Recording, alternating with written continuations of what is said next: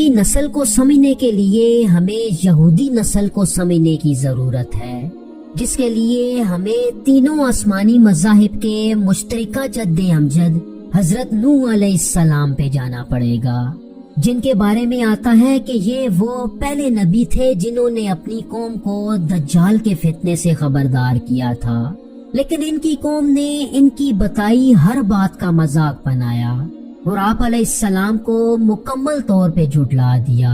چنانچہ تقریباً 950 سال تک تبلیغ کرنے کے بعد جب ان کی قوم نافرمان ہی رہی تو اللہ نے اس قوم کو ایک عظیم سیلاب سے غرق کر دیا۔ اگلے دو نبیوں حضرت ہود اور حضرت صالح علیہ السلام کے دور میں دجال کے فتنے کی زیادہ روایات نہیں ملتی، البتہ اس فتنے کو مزید سمجھنے کے لیے ہمیں ابو الانبیاء حضرت ابراہیم علیہ السلام کے دور میں جانا پڑے گا۔